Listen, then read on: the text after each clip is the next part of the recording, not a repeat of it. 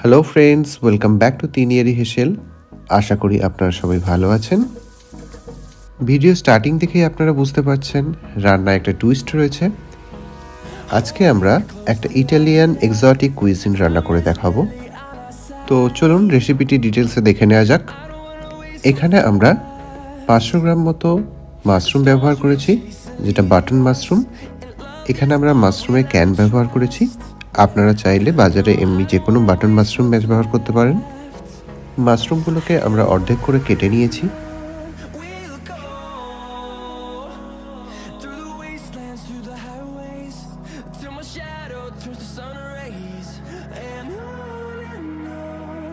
এই রান্নায় আমরা বেল পেপার ব্যবহার করেছি 2 রকমের। ইয়েলো বেল পেপার আমাদের কাছে ছিল না, তাই আমরা রেড বেল পেপার আর গ্রিন বেল পেপার ব্যবহার করেছি। এখানে বেল পেপারগুলো একটু ট্রায়াঙ্গেল শেপে আমরা কেটে নিয়েছি, যাতে দেখতে সুন্দর লাগে। আপনারা চাইলে যে কোনো শেপে কাটতে পারেন, তবে একটু ছোট ছোট করে কাটলে ভালো হয়, প্রপারলি রান্নাটা ভালো হবে, কুক হবে। এই রান্নায় আপনারা জুকিনি আর চেরি টমেটোরও ব্যবহার করতে পারেন। এখানে ছোট্ট একটা টিপস আপনাদের দিয়ে রাখি, গ্রিন বেল পেপারের থেকে রেড, ইয়েলো অথবা অরেঞ্জ বেল পেপারের টেস্ট অনেকটা ভালো।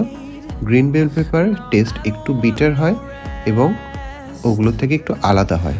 সুতরাং আপনারা যদি গ্রিন বেল পেপারের বদলে রেড, ইয়েলো অথবা অরেঞ্জ বেল পেপার ব্যবহার করেন, তাহলে রান্নার স্বাদ কিন্তু অনেকটা বেড়ে যাবে। এখানে আর লাগছে পার্সলে পাতা আর 7-8 কোয়া মতো রসুন লাগছে। রসুনগুলোকে ভালো করে চপড করে নিতে হবে।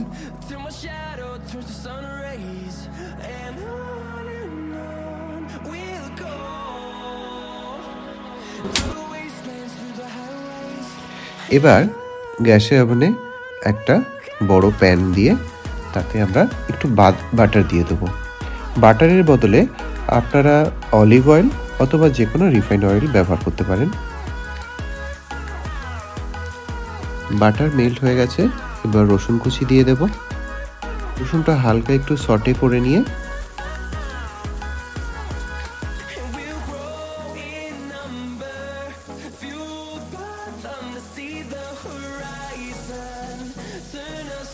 তারপর আগে থেকে কেটে রাখা বেল পেপারগুলো আমরা দিয়ে দেব।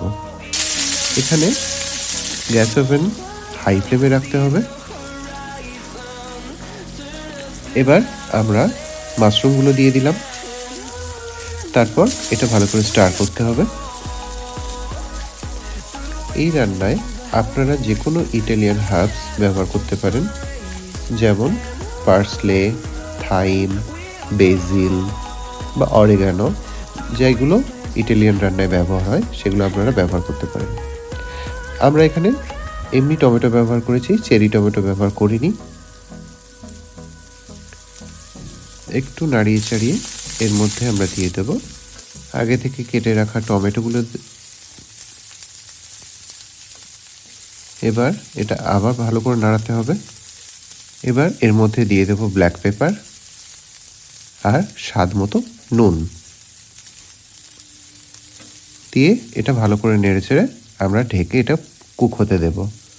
মোটামুটি 5-7 মিনিট মতো রাখলে মাশরুম রান্না হতে বেশি টাইম লাগে না।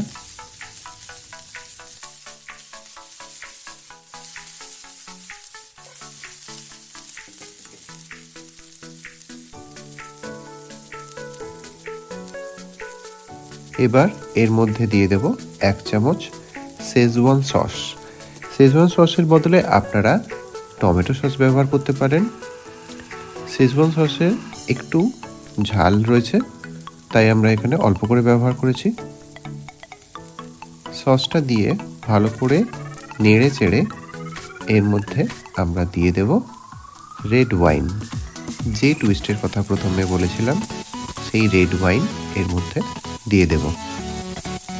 এখানে 10 ml মতো রেড ওয়াইন আমরা ব্যবহার করেছি। বেশি রেড ওয়াইন ব্যবহার করলে রান্নার স্বাদ কিন্তু অন্যরকম হয়ে যাবে। এখানে আপনারা শেজওয়ান সসের বদলে টমেটো সস যদি ব্যবহার করেন, তাহলে টমেটো সস আর রেড ওয়াইনের একটা কেমিক্যাল রিয়াকশনের ফলে একরকম টেস্ট হয়, আর শেজওয়ান সস আর রেড ওয়াইনের কেমিক্যাল রিঅ্যাকশনের ফলে একটা অন্যরকম টেস্ট হয়। তো সুতরাং আপনারা দুরকমভাবেই করতে পারেন, যেটা আপনাদের ভালো লাগবে সেটা আপনারা বানিয়ে দেখবেন। রেড ওয়াইন দেওয়ার পর রান্না বেশিক্ষণ আর লাগবে না, প্রায় শেষে আমরা আগে থেকে কেটে রাখা যে পার্সলে, সেই পার্সলে এখানে ছড়িয়ে দেব। রান্না অলমোস্ট কমপ্লিট। এই রেসিপিটির সঙ্গে আমাদের ছিল কুলচা, আলু কুলচা, যেটির ভিডিও ডেসক্রিপশন বক্সে লিঙ্ক দেওয়া রয়েছে, আপনারা অবশ্যই চেক করে নেবেন। আজকে ভিডিওটি আপনাদের যদি ভালো লেগে থাকে অবশ্যই একটি লাইক দিয়ে দেবেন, এবং ভিডিও সম্পর্কে যদি কোনো মতামত আপনাদের থাকে অবশ্যই কমেন্ট করে জানাবেন। আপনি যদি চ্যানেলে নতুন হয়ে থাকেন এবং চ্যানেলে এইরকম ভিডিওর মজা নিতে চান তাহলে অবশ্যই চ্যানেলটি সাবস্ক্রাইব করুন। দেখা হবে পরের একটি নতুন ভিডিওতে। ততক্ষণের জন্য নমস্কার।